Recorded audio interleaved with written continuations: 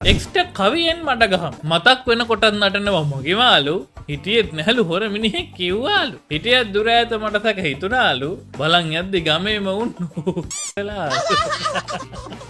මුළු ගවක් ආවත් කේන්ති ඇද්දක රත් වෙන්න දුන්න කනට පාරක් හකු ඉද්දිමෙන්න පස්සේ හිතුන දේ කිව්වා තේරෙන්න ඵලයන්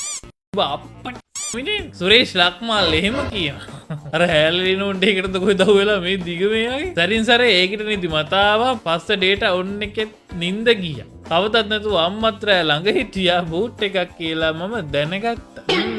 නිවාඩු දාගෙන කියවන්න ඕන කවි මේ මුන්ට හෙන විතරයි ගහලා නැත්තේ එක්ස් හිතන වැත්තේ ඌ හින නළුවා කියා ඒ උනාට ඌනම් හරි හික නළුවා එක්ස් නම සිහි වෙද්දී අම්මපා මගේ බඩ දනවා අහ වුණතින් ඕක මගෙන් ගුටි කන උරතල්ලේ හරි උරතල්ලේ අනේ බබා ඒක දිගයිනි කීවාය දෙකක් මොකටද එකක් ඇති කීවාය මේ එකක් මේ ගැනි කපාගෙන විකුණන්න හදලදී යටින් ඇහැ තියලා බැලුව විට ඉර පෙනුනාය